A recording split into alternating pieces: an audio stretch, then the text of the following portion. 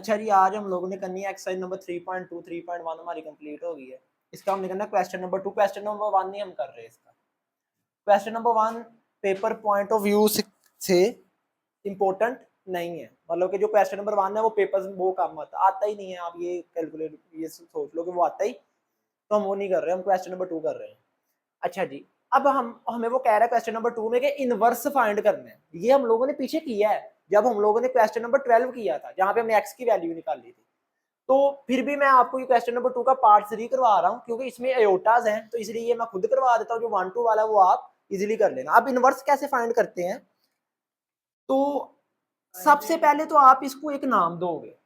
जब तक मैट्रिक्स को नाम नहीं ना दोगे तो आप क्या फिर इनवर्स में लिखोगे क्या कि आप कौन से मैट्रिक्स में इनवर्स निकाल रहे हो। तो मैं सबसे पहले इसे कर लेता हूं, लेट ए इक्वल, इस मैट्रिक्स को मैंने नाम दे दिया ए का,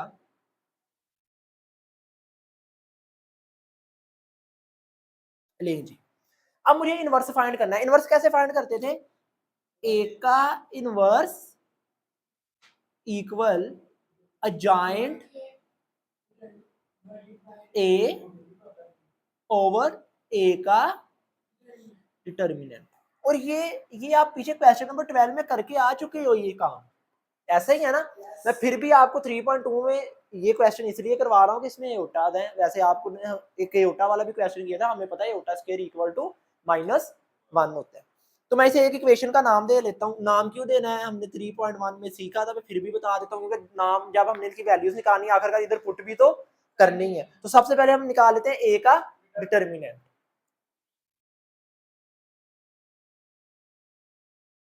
स्ट्रेट लाइन रिप्रेजेंट करती है कि हम डिटर्मिनेंट लेने लगे हैं। इस मैट्रिक्स का लेना है 2 iota iota iota minus iota, लें जी।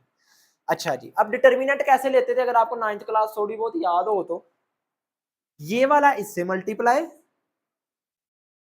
योटा से माइनस योटा और सेंटर में नेगेटिव साइन डिटर्मिनेंट का अयोटा इनटू अयोटा।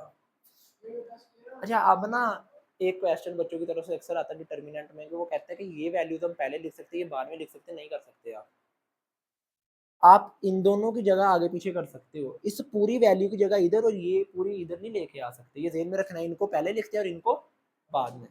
अच्छा जी, हाँ जी, ए का डिटर्मिनेंट ये बन जाएगा -2 अयोटा का स्क्वायर और बन जाएगा माइनस अयोटा का स्क्वायर। और हमें पता है कि अयोटा स्क्वायर इक्वल होता है -1 के। भाई वो अयोटा इक्वल होता है √-1 के।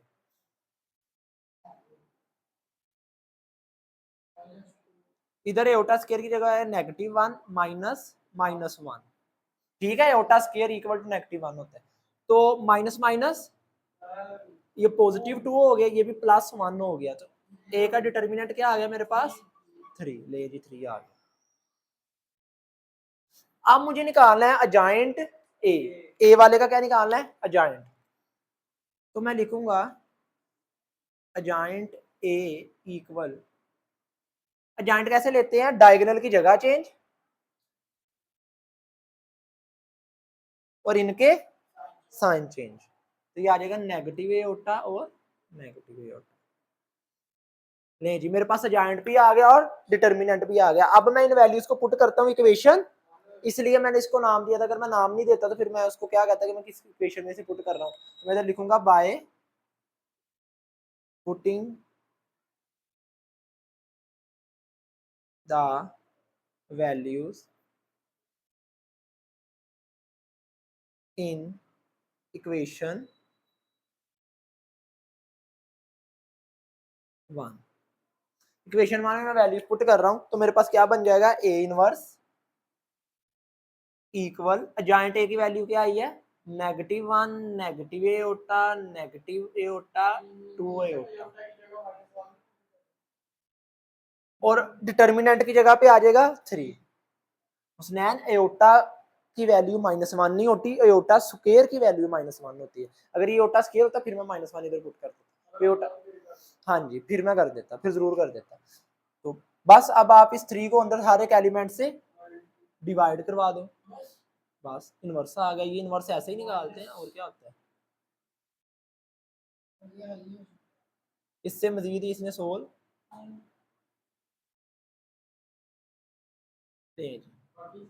ए का इनवर्स आ गया। बाकी सारे क्वेश्चन भी इनवर्स यार ऐसे ही निकालते हैं, जॉइंट ए और ए का डिटरमिनेंट। क्वेश्चन नंबर 2 बहुत इजी है।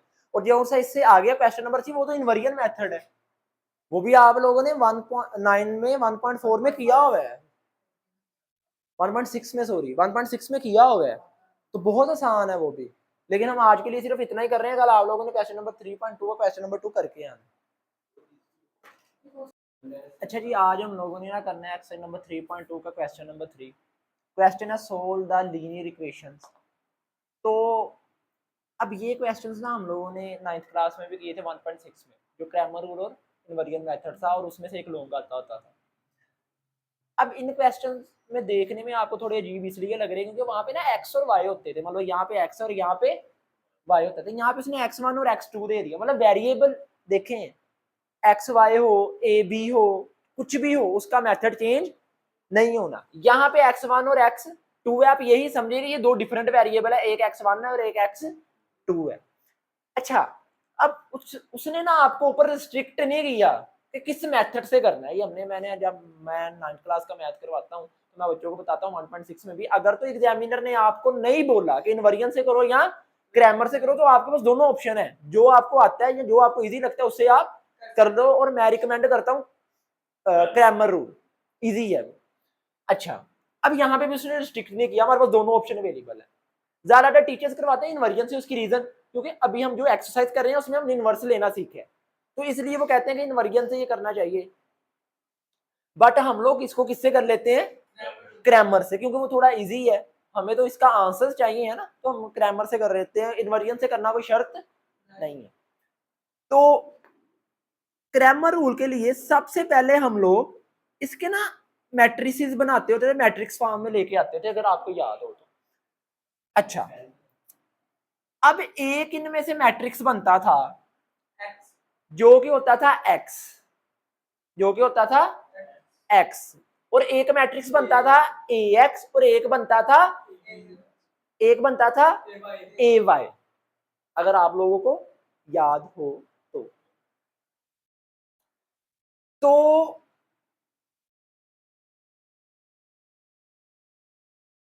अच्छा, वो असल में एक्स मैट्रिक्स नहीं, वो ए मैट्रिक्स होता था, हम लेट कर लेते थे ए मैट्रिक्स की एक बार।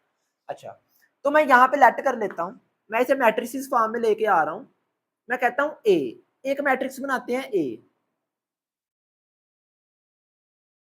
उसमें किसके कोफिशिएंट आते होते थे, ये वाले सारे चारों, 4, 3, 3 और -1। ये एक मैट्रिक्स बन गया ए, ये कौन सा बन गया ए। और आप लोगों ने ख्याल करना ये इक्वल का साइन मैट्रिक्स के ना सेंटर में कुछ बच्चे बहुत शुरू में ही एंड पे लगा देते। अच्छा, अगला मैट्रिक्स बनता था हमारा ए एक्स, कौन सा बनता था वहां पे ए एक्स। अब हमारे पास यहाँ पे ए, हमारे पास यहाँ पे एक्स नहीं है, x1 और x2 है, वहां पे x और y होता था ना, तो मैं इसे कहता हूँ ax1। तो ये मैट्रिक्स हम कैसे बनाते थे, अगर आपको याद हो तो ax1 वाले में x1 वाले नहीं लिखेंगे, इनकी जगह पे लिखेंगे ये वाले, जो कि है 5, 7 और 3 -1। समझ लग गई यहां तक। जो बच्चा, अगर कोई बच्चा पहली बार क्रैमर रूल समझ रहा है तो उसका तरीकाकार क्या होता है, हम पहले बनाते हैं मैट्रिक्स। मैट्रिक्स कैसे बनाते हैं, पहले बनाते हैं एक ए वाला मैट्रिक्स, सिलेक्ट कर रहे हैं हम लोग, तो जो ये कोफिशिएंट है, कोफिशिएंट क्या होते हैं, जो वेरिएबल्स के साथ ये नंबर्स लिखे हैं इसके कोफिशिएंट्स होते हैं। तो ये यहाँ पे x1 के साथ 4 है, 4 आ गया, यहाँ पे 3 है, 3 आ गया, 3 है, 3 आ गया, जिसके साथ कुछ ना हो क्या होता है 1। तो आपने साइन भी साथ लेना, कुछ बच्चे गलती ये कर रहे होते हैं, साइन को छोड़ रहे होते हैं, -1 आ गया। अब जब ax1 लेना है तो इसमें ax1 वाली लिखनी नहीं है, x1 वाले में x1 वाली नहीं लिखनी, उसमें आएंगी ये दो उनकी जगह पे, और यहाँ पे x2 वाली आ जाएंगी। जब मैं लिखूंगा इधर अगला मैट्रिक्स ax2, तो इसके अंदर 4, 3 आएगा।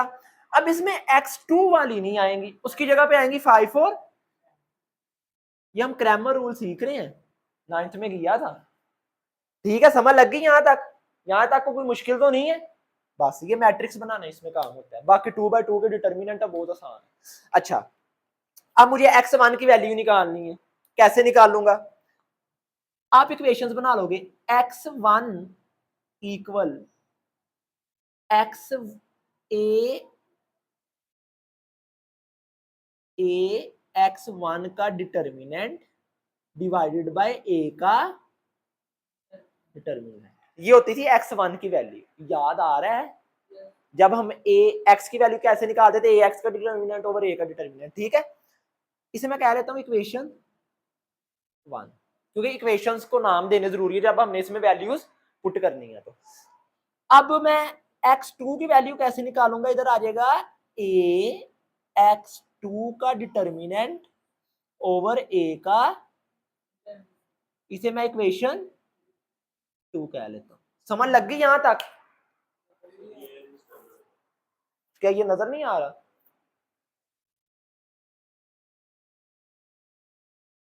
बिल्कुल नहीं आ रहा, बताओ भैया।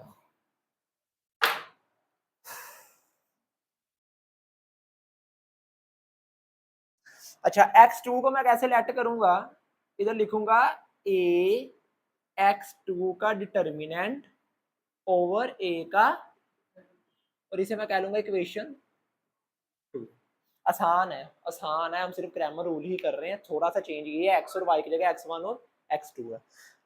अब अगर हमें इसकी वैल्यूज चाहिए तो सबसे पहले मुझे a का डिटर्मिनेंट चाहिए जो दोनों में इस्तेमाल होना है, इस मैट्रिक्स का डिटर्मिनेंट, फिर मुझे चाहिए a x1 वाले का डिटर्मिनेंट और फिर a x, सबसे पहले मैं इसका डिटर्मिनेंट निकालता हूँ, ठीक है। तो a स्ट्रेट लाइन रिप्रेजेंट करती है, तो मैं इसका क्या लेने लगा हूं, डिटर्मिनेंट, आ जाएगा 4 3 3 -1। अब 2/2 का डिटर्मिनेंट हम पीछे करके हैं जब हमने इनवर्स लेना सीखा है, तो कैसे आएगा, a ये इससे मल्टीप्लाई, और मैंने आप लोगों को वहां पे एक कंसेप्ट बता दिया था, हम इसे पहले पहले ही लिखते हैं, बाद में नहीं लिख सकते, 3 3 से मल्टीप्लाई, तो मेरे पास क्या आ गया, -4 और -9, और यहाँ पे आ जाएगा -13। नहीं जी, ए का डिटर्मिनेंट आ गया। अब मुझे चाहिए ए x1 का डिटर्मिनेंट।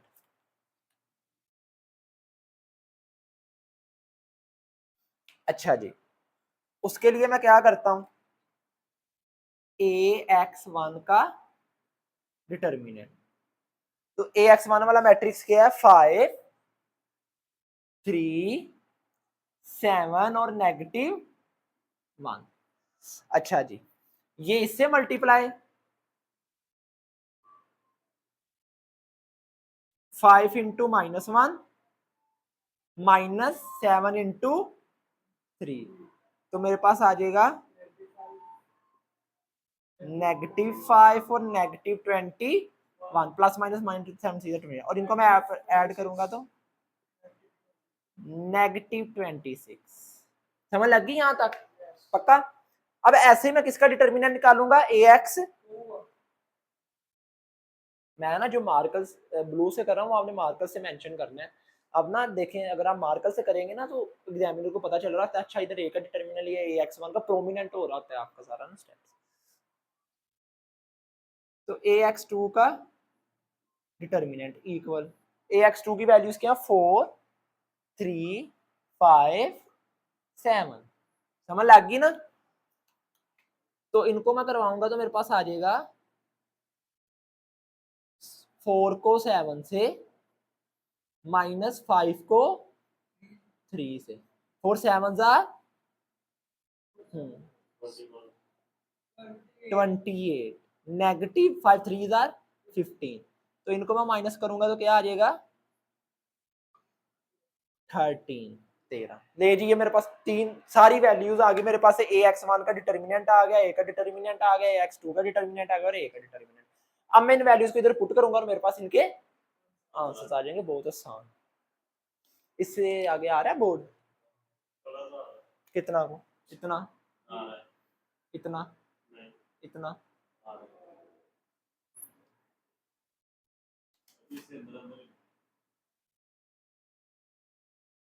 अच्छा जी, समझ लग गई यहाँ तक। अब मैं वैल्यूज पुट करूंगा, इसलिए मैंने इक्वेशंस को नाम दिए थे। सबसे पहले मैं लिखता हूं बाय पुटिंग द वैल्यूज, नहीं नहीं, इन इक्वेशन, नजर आ रहा है ना?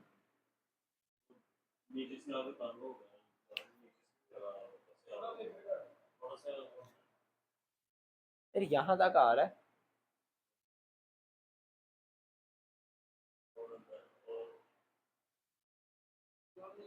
कर लेते हैं बाद में। अच्छा, तो इक्वेशन 1 ये है, इसमें वैल्यूज पुट करूंगा तो x1 इक्वल ax1 का डिटर्मिनेंट क्या है जी? -26 डिवाइडेड बाय a का डिटर्मिनेंट क्या है? -13। नेगेटिव नेगेटिव से 13 वन जार 13 टू जार, तो मेरे पास x1 की वैल्यू क्या आ गई? 2। और मैं इसे बॉक्स कर दूंगा, आप लोगों ने कर लेना है, मैं आपको बार बार ये चीजें बता दी, आप वैल्यूज निकालो ना, उन्हें बॉक्स कर लिया कर। ओके, अच्छा, अब ऐसे मैं किसकी वैल्यू निकालूंगा?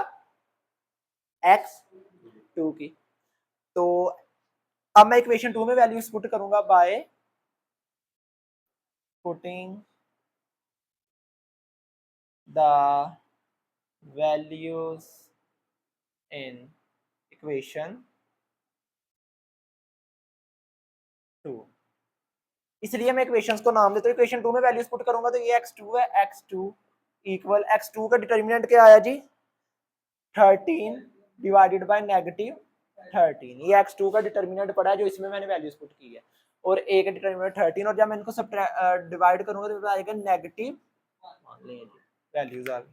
सेम प्रोसीजर, सेम जो हमने 9th क्लास में 1.6 में किया था क्रैमर से, और अगर आप कोई बच्चे चाहे तो इसे इनवर्जन से भी कर सकते हैं। अब आपके ये 3 क्वेश्चंस कंप्लीट हो, मतलब कि क्वेश्चन नंबर 3 के तीनों पार्ट्स आपने करने हैं, एक पार्ट मैंने आपको कंप्लीट करवा दिए, ठीक है? पोज करना। अच्छा, 3.2 का क्वेश्चन नंबर आज 5 करना है, इसका पार्ट 2 है। तो इसमें ना मैट्रिसेस को मल्टीप्लाई करवाना है, मतलब कि ये आप लोगों ने पीछे भी किया, मैट्रिक्स को प्लस करना भी आप लोग को आता है, मल्टीप्लाई करवाना भी आता है। तो सूलन तौर पे करना तो तुम लोग को खुद चाहिए, लेकिन फिलहाल के लिए मैं करवा देता हूँ। तो हम इसकी पहले लेफ्ट हैंड साइड लेंगे, जो कि ये वाली, हमने प्रूव ये करना है कि left hand side into equal right hand side. तो हम लेफ्ट हैंड साइड में क्या करेंगे? पहले ए और बी वाले मैट्रिक्स को प्लस करवाएंगे, जो आंसर आएगा उसको सी से मल्टीप्लाई करवाएंगे, और राइट हैंड साइड में पहले हम ए और सी वाले को मल्टीप्लाई करवाएंगे, फिर बी और सी वाले को मल्टीप्लाई करवाएंगे, जो आंसर आएगा उनको आपस में प्लस करेंगे। तो यहाँ पे ए वाला मैट्रिक्स है iota 2 iota 1 minus iota into, sorry इधर प्लस आना है,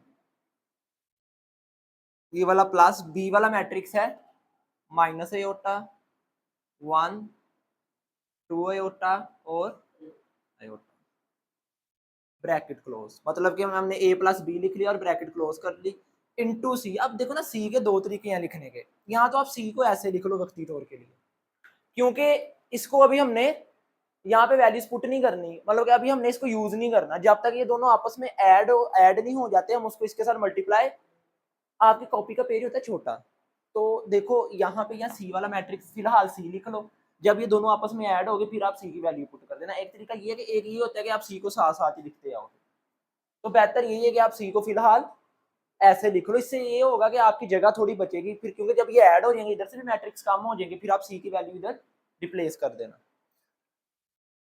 तो ऐड कैसे करते हैं मैट्रिसेस को? इससे ऊपर हमने क्वेश्चन नंबर 5 किया, पहला एलिमेंट पहले के साथ ऐड होता है,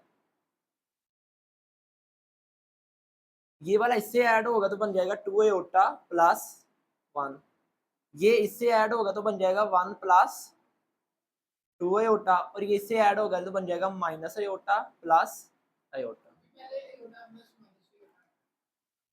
हाँ जी, इधर अयोटा, समझ लग गई यहाँ तक? पहला पहले से, दूसरा दूसरे से, तीसरा तीसरे, चौथा चौथा, एलिमेंट आपस में क्रॉसपोंडिंग में ऐड होते हैं, ठीक है? अब देखो, अब ये ऐड हो गया ना, तो ये थोड़ा कंजेस्टेड, मतलब थोड़ा मर्ज हो गया, तो अब आप इधर सी वाला मैट्रिक्स लिख लो, क्योंकि अब हमने उसे मल्टीप्लाई भी करवाना है, सी ने मल्टीप्लाई होना है ना, सेंटर प्लस नहीं डाल देना, सी वाला मैट्रिक्स है 2 एओटा -1 माइनस एओटा और एओटा। अच्छा, ये पॉजिटिव और नेगेटिव, ये नेगेटिव और पॉजिटिव कट गए, तो मेरे पास बन गया है 0 2 एओटा +1, ये एओटा नहीं है ये 1 है, अगर एओटा था फिर 3 एओटा होते, तो 1 + 2 aorta 0 into 2 aorta -1 minus aorta और एओटा। अब हमने इनको इनसे क्या करवाना है, मल्टीप्लाई। तो मल्टीप्लाई का क्या रूल होता था, ये इससे multiply 0 into 2 iota plus 2 iota plus 1 multiply by minus iota. आ रहा है, ये मल्टीप्लिकेशन आप लोगों ने पीछे सीखी है, मैं वक्ती तौर के लिए एरो लगा लेता हूँ, आप लोगों ने नहीं लगाने, तो आगे थोड़ा सा रिवाइज हो जाए। ये एलिमेंट एंट्री इससे और ये इससे, मतलब ये रो इस कॉलम से होगी, अब ये रो इस कॉलम से होगी, तो ये आएगा 0 into -1 plus 2 iota plus 1 into aorta. समझ लग गई यहाँ तक। अब ये इससे मल्टीप्लाई होगा तो ये आएगा 1 + 2 aorta into 2 iota plus 0 into minus aorta, फिर होगा 1 + 2 aorta into -1 plus 0 into aorta. ये बन गया हमारे पास।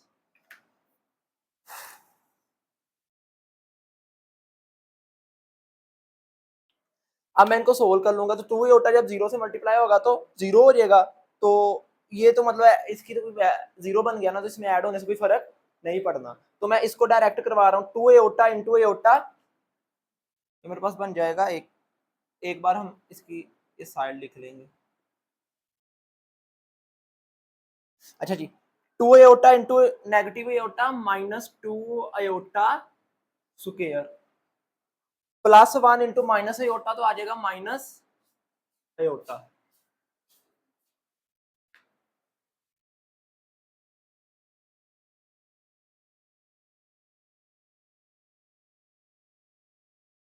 नाम ही कर, अच्छा 0 -1 से मल्टीप्लाई होगा तो 0, तो 2 एओटा एओटा से मल्टीप्लाई होगा तो +1 एओटा से होगा तो प्लस एओटा। अब ये ऐसे ही +1 2 एओटा से होगा तो 2 एओटा, हाँ ये इससे होगा तो +4 एओटा स्क्वायर, मतलब कि इससे मल्टीप्लाई होगा, 0 इससे होगा तो 0 हो जाएगा, ये ऐड होके कुछ भी इससे फर्क नहीं पड़ेगा। 1 -1 से होगा तो -1 और plus minus minus 2 iota, square नहीं आएगा क्योंकि 1 है। समझ लग गई यहाँ तक। और 0 1 से होगा तो 0 कोई फर्क नहीं पड़ेगा। ये ना इसमें हम अभी एओटा स्क्वायर्स की वैल्यू पुट कर लेते हैं, जो कि हमें पता है एओटा स्क्वायर किसके इक्वल होता है, -1 के। तो जहां जहां पे एओटा स्क्वायर है वहां पे मैं वैल्यूज पुट कर देता हूं, तो इधर आ जाएगा -2 into minus aorta, 2 iota plus aorta 3 aorta, 2 iota plus 4 into -1, और इनको सोल्व करूंगा तो -1 -2 आयोटा। जब इसको सोल्व करूंगा तो minus minus 2 minus iota 3 iota plus minus 2 iota -4 -1 -2 iota. इससे मजीद ये रैशनलाइज नहीं होता, तो मतलब कि इससे ज्यादा ये सोल्व नहीं हो रहा मजीद आगे, तो यहाँ पे हम इसको छोड़ देंगे, ये हमारी लेफ्ट हैंड साइड बन गई। अब हमने सोल्व करना है और राइट हैंड साइड का भी आंसर यही आना चाहिए, तो अब मैं राइट हैंड साइड लेता हूं,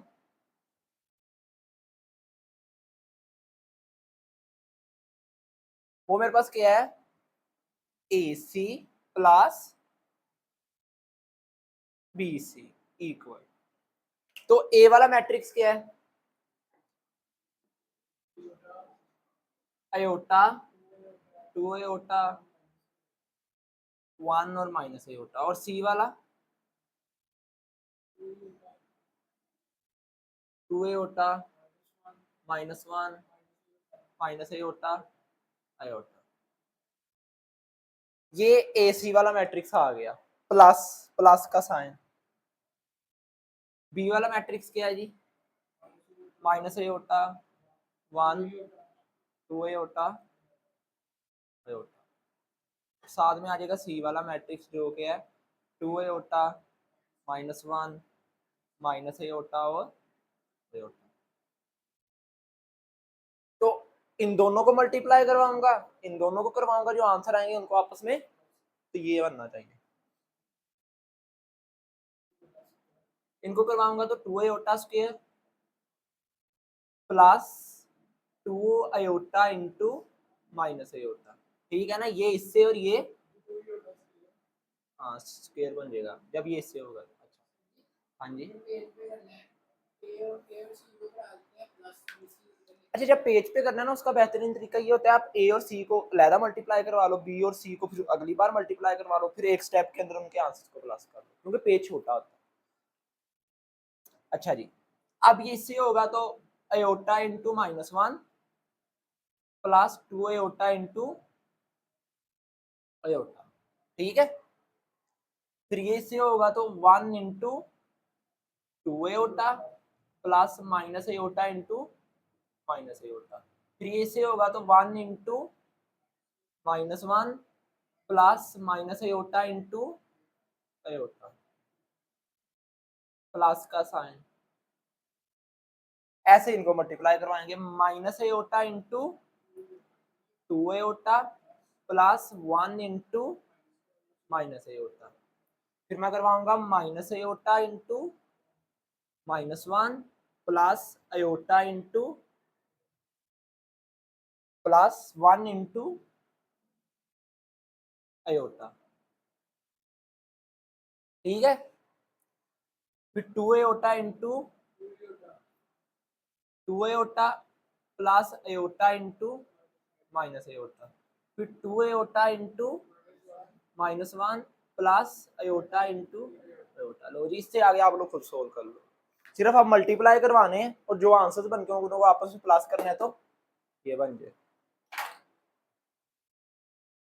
पॉज करो बस।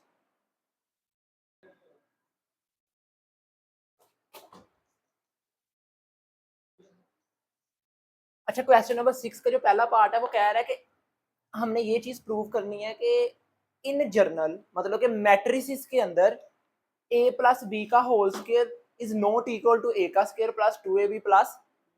असल में ना अगर आम मैथ्स में देखो तो ये फार्मूला जस्टिफाई करता है, यही होता है a प्लस बी का होल स्क्वायर, a का स्क्वायर प्लस b का स्क्वायर प्लस। लेकिन अब मैट्रिसेस में ये बात वैलिड नहीं है। इन जर्नल उन्होंने एक वर्ड लिखा है, इन जर्नल का मतलब है कुछ ऐसे स्पेसिफिक केस आते हैं जहां पे ये बात मैट्रिक्स में भी सही है। कुछ ऐसे, अगर फर्ज करो दो मैट्रिक्स ऐसे हैं, एक आइडेंटिटी मैट्रिक्स है या नल मैट्रिक्स है, तो उसमें ये बात वैलिड है। लेकिन आम तौर पे इन जर्नल तौर पे ये बात मैट्रिसेस में सही। अब उसकी क्या वजह है, हमने उसको ये प्रूव करके देना है। हम ना इसका सोल्यूशन शुरू करेंगे। देखो इधर लिखा है a प्लस बी का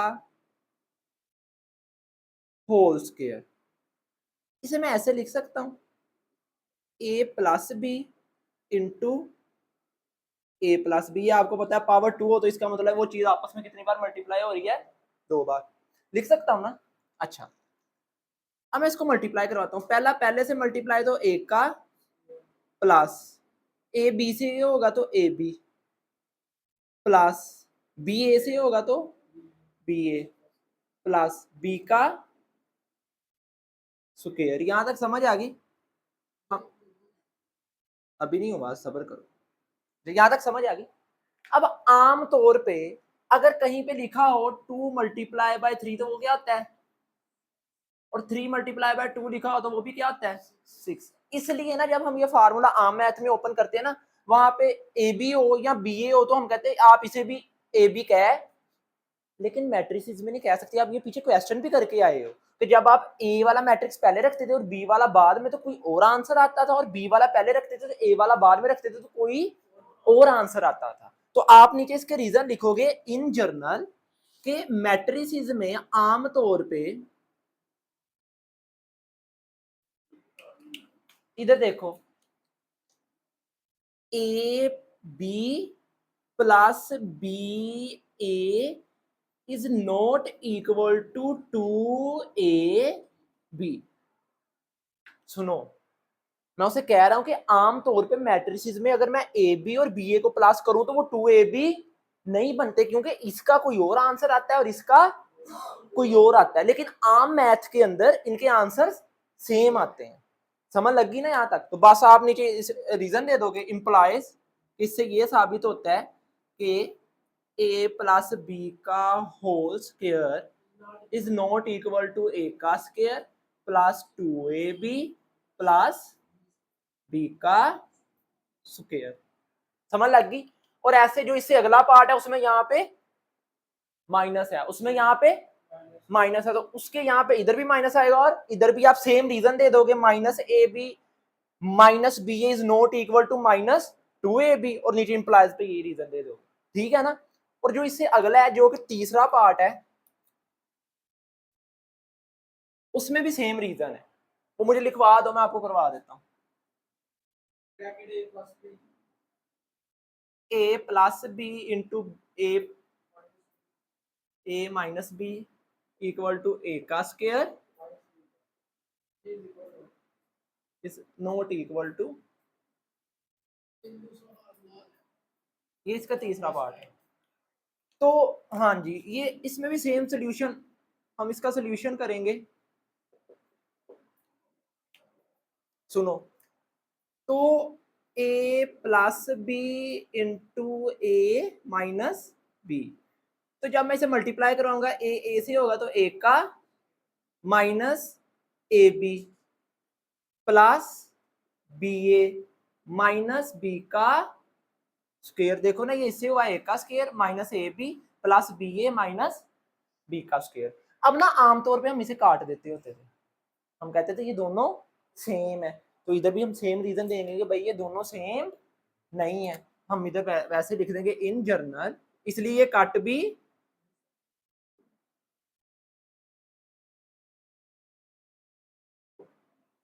minus in general minus A B plus B A is not equal to 0, क्योंकि कट के 0 बन जाते होते थे ना, तो ये 0 के इक्वल नहीं है, क्योंकि ये आपस में कट नहीं सकते। तो आप रीजन दे दोगे implies A plus B into A minus B is not equal to A का स्क्वायर माइनस, ये शॉर्ट में कभी पूछ लेता है, शॉर्ट में पूछता है ये। एमसीक्यूज में क्या पूछेगा आपसे? एमसीक्यूज में वो ये जरूर पूछ लेता है कि बताओ ए मैट्रिक्स के अंदर ए बी और बी आपस में इक्वल है कि नहीं, तो आपने उसका आंसर नहीं लिखना। समझ लग गई ना? पोज करो इसे और नोट करो। अच्छा जी, क्वेश्चन नंबर 7 है, ये भी आसान है, इसमें दो पार्ट हैं इसके। एक ये है कि आपने पहले ए के ट्रांसपोज वाला मैट्रिक्स रखना है, फिर ए वाला उनको आपस में करवाना है मल्टीप्लाई, और एक इसका पार्ट है पहले आपने ए वाला रखना है फिर ए के ट्रांसपोज वाला और उनको आपस में करवाना है मल्टीप्लाई। तो दोनों में से कोई एक पार्ट मैं करवा देता हूँ आपको। नहीं, ये नहीं था वो, मैं मैं आप लोग को ये दूसरा पार्ट करवा देता हूँ, सेम ही है तकरीबन सिर्फ जगह चेंज करनी है, जो क्या ए इंटू ए का ट्रांसपोज। अब मुझे ये सोल्व करने से पहले सबसे पहले मेरे पास ए का ट्रांसपोज होना लाजम है, क्योंकि जब तक ए का ट्रांसपोज नहीं आएगा मैं इनको मल्टीप्लाई नहीं करवा सकता। तो मैं ए वाला मैट्रिक्स लेता हूँ, मेरे पास है 2 -1 3 और 1 0 4 और -3 5 2 -1। ठीक है, अब मैं इसका पहले ट्रांसपोज ले लेता हूँ, तो मैं लिखता हूँ taking transpose on both sides. मैं दोनों तरफ ट्रांसपोज ले रहा हूँ, तो अगर आपको ट्रांसपोज थोड़ा बहुत याद हो तो इधर आ जाएगा ए का ट्रांसपोज ऊपर टी छोटा सा आता है। इक्वेशन की दो साइड है ना, एक लेफ्ट हैंड साइड एक राइट हैंड साइड। इधर ए पे ट्रांसपोज आ गए, इधर इस मैट्रिक्स पे ट्रांसपोज आ गया।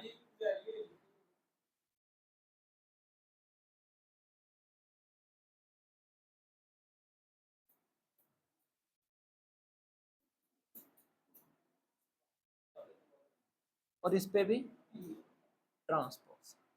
ठीक है, अब जब मैं इसका ट्रांसपोज ओपन करूंगा तो ऊपर से टी खत्म हो जाएगा, इधर रहेगा, इधर से ये टी खत्म हो जाएगा, ये रो क्या बन जाएगी,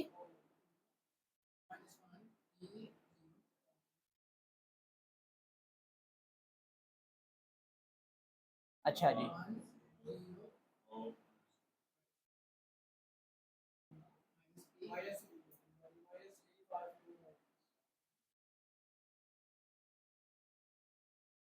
ले जी मेरे पास ये ट्रांसपोज वाला मैट्रिक्स भी आ गया। अब मैं इनको करवाता हूँ मल्टीप्लाई। यहाँ तक दूसरा क्वेश्चन भी पहला भी ऐसे ही होना सेम, बस फर्क क्या है कि उसमें आपने इधर ट्रांसपोज वाला पहले रखना है ए वाला, इधर आपने पहले ए वाला पहले रखना है, ट्रांसपोज वाला बाद में। तो अब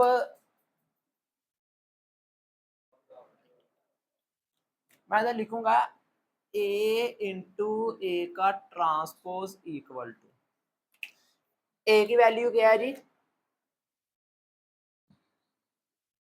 2 -1 3 0 1 0 4 -2 -3 5 2 -1,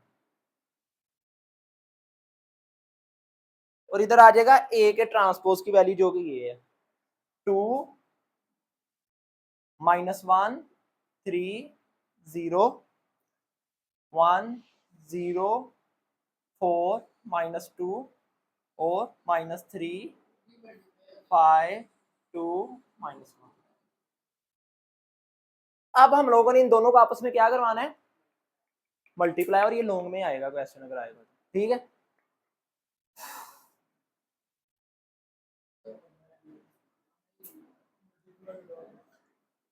टू से मल्टीप्लाई, प्लस -1 से, प्लस 3 से, प्लस 0 से, मतलब कि ये पूरी रो इस पूरे कॉलम से मल्टीप्लाई होगी। अब ये रो इस कॉलम से होगी जो कि बनेगा 2 × 1 प्लस -1 × 0 प्लस 3 × 4 प्लस 0 × -2। ठीक है, अब मेरी बात सुनो, ये पेज पे कैसे पूरा करना है मैंने आप लोगों को इसका तरीका बताया। पहले ये इतना कर लो, फिर उसको तोड़ स्प्लिट करके हाफ नीचे कर लो, फिर उसको स्प्लिट करके हाफ नीचे, ऐसे सोल्व होना है क्योंकि बहुत लेंथी है। अच्छा जी, फिर अब ये तीसरी से मल्टीप्लाई होगा, ये आएगा 2 × -3 आ नहीं रहा इधर से, -1 × 5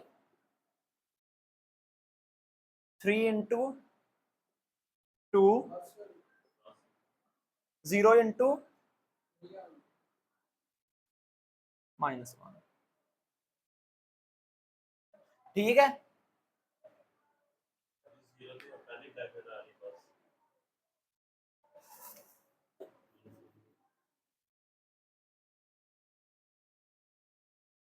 इसके साथ है 0 × -1। समझ लग गई है कैसे मल्टीप्लाई करवाने, मैंने आपको तरतीब बता दी है, और ये कोई इतना मुश्किल मतलब कि नहीं है, लेंथी जरूर है, आप लोग खुद करने वाला क्वेश्चन है, पक्का। चलो आगे ये मजीद सोल्व करना है, और ऐसे ही दूसरा पार्ट होना है, उसमें आप लोगों ने पहले ट्रांसपोज रखना है, फिर ए वाला रखना है। ज्यादा मैथ खुद करोगे तो ज्यादा अच्छी बात है, पोज कर दो, नोट कर लो जी। क्वेश्चन नंबर 8 है, इसमें वो कह रहा है कि आपको ना मैट्रिक्स दिए हैं तो इस इक्वेशन से आपने एक्स की वैल्यू निकालनी है, इस इक्वेशन के अंदर से मतलब इसकी वैल्यू निकालनी है।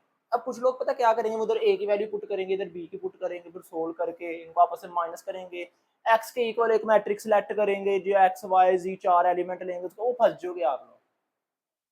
इसका सबसे आसान तरीका है पता क्या है,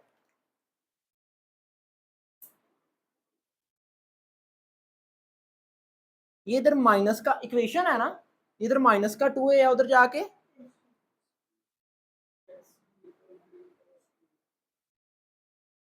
ये 3 इधर मल्टीप्लाई हो रहा है इधर आके,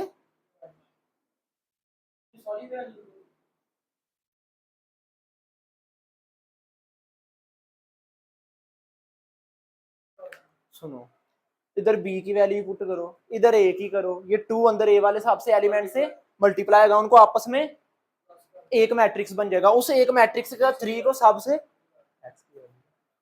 इसका एक तरीका बता, अक्सर टीचर्स क्या करवाते हैं, वो कहते हैं इधर एक्स वाला एक मैट्रिक्स सेलेक्ट करो, मतलब A B C D E F 4 5 5 6 values लो, फिर 3 को उनसे मल्टीप्लाई कराओ, फिर इनको आपस में कराओ, फिर इक्वेशंस बनाओ, उसमें से वैल्यू क्या हो गया। बहुत आसान तरीका। और इससे दूसरा पार्ट इसका देखो जरा, सेम है दूसरा पार्ट भी, बिल्कुल सेम, ठीक है ना, समझ लग गई ना ये कैसे करना है, दूसरे पार्ट में सेम आपने इसी तरह से करना है, इसे नोट कर ले, पोज करो। अच्छा जी, यहां पर ना हमने किसकी वैल्यू फाइंड करनी है, ए वाले मैट्रिक्स की, ए वाले मैट्रिक्स की वैल्यू फाइंड करनी है। तो अब अगर आप इसे ऊपर वाले क्वेश्चन में देखो, उसने उधर ना वहां पे उसने मैट्रिक्स नहीं दी है, उसने ए बी सी दी, यहाँ पे उसने मैट्रिक्स डायरेक्ट दे दी। तो हम सबसे पहले क्या करेंगे, देखो ये मैट्रिक्स इधर माइनस हो रहा है, उधर जाके प्लस होगा,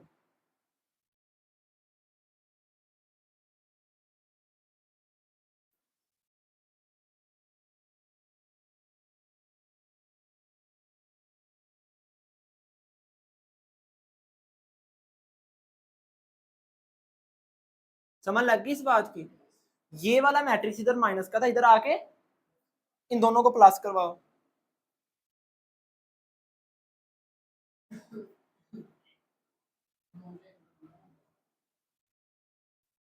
पहला पहले से ऐड होगा तो एक आ जाएगा, ये इससे होगा तो माइनस का एक आ जाएगा, ये इससे होगा तो 2 आ जाएगा। समझ लग गई यहाँ तक, लेकिन आप लोगों ने डायरेक्ट नहीं करवाना, आप लोगों ने एक बार लिखना है ये प्लस ये, ठीक है ना, समझ लग गई ना, आप लोगों ने एक बार लिखना है, ठीक है उसने। अच्छा अब ना ये सिचुएशन जरा गौर से देखो इस क्वेश्चन को, और जिससे पूछूंगा वो बताएगा, ये कहीं पे देखी देखी लग रही है ये सिचुएशन, कहाँ पे 3.1 के अंदर, जहां पे हम मैट्रिक्स को लेट करते थे। हाँ अब देखो, फर्ज करो हम इसे ए कह लेते हैं, इसे बी कह लेते हैं, पर ए मेरे पास ऑलरेडी है तो मैं ए नहीं कह सकता, इसे मैं सी कह लेता हूँ या एक्स कह लेता हूँ, मैं एक्स कह लेता हूँ या सी कह लेता हूँ, सी कह लेते हैं। अच्छा तो ये सी इधर मल्टीप्लाई हो रहा है, इधर जाके नीचे पावर पॉजिटिव है, ऊपर आके अगर ये ए से पहले है तो उधर बी से हाँ पहले आएगा, तो ये सोल्व हो जाएगा। मैं आपको फिर भी ये बना देता हूं, देखो अब ना मैं लेट करता हूं, लेट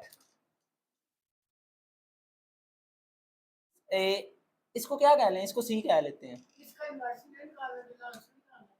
बताता हूं 4 3 2 2, और मैं इसको बी कह लेता हूं, दूसरे मैट्रिक्स को 1 -1 2 और 4, समझ लग गई बात की। इसे मैंने सी कह लिया, इसे जब मैं इसकी वैल्यूज को रिप्लेस करूंगा तो मेरे पास आ जाएगा सी ए इक्वल टू बी, ये नीचे सी पॉजिटिव है, मल्टीप्लाई हो रहा है, उधर जाके डिवाइड हो जाएगा, जिसपे कोई पावर ना हो, नीचे पॉजिटिव ऊपर आके।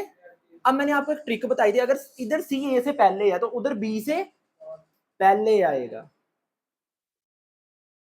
तो जी अब ए वाला मैट्रिक्स निकालने के लिए आपने क्या करना है, सी का इनवर्स लेना है, पाता है ना लेना, अजाइंट सी ओवर सी का डिटर्मिनेंट, फिर आप क्या करोगे, बी वाले मैट्रिक्स से उसको मल्टीप्लाई करवाओगे तो आपके पास किसका आंसर आ जाएगा, ए का। और ये आपने सारा सिनेरियो इधर से क्वेश्चन 1.3 के 1.2 3.1 के अंदर किया हुआ है।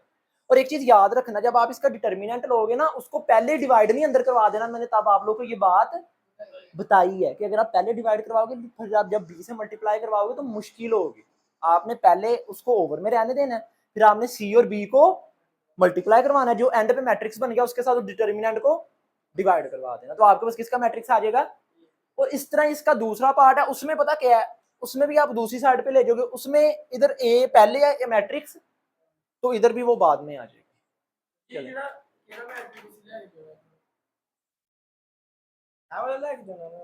हाँ जी, ये नेगेटिव है, इधर आके पॉजिटिव हो जाएगा। तो अब इधर देखो ए पहले है, ये बाद में है, तो उधर भी वो बाद में आएगा, मतलब कि उधर उधर ये वाला ए पहले और ये मैट्रिक्स बाद में, तो उधर सी इनवर्स बाद में आएगा, बी पहले आएगा। समझ लग गई ना। बस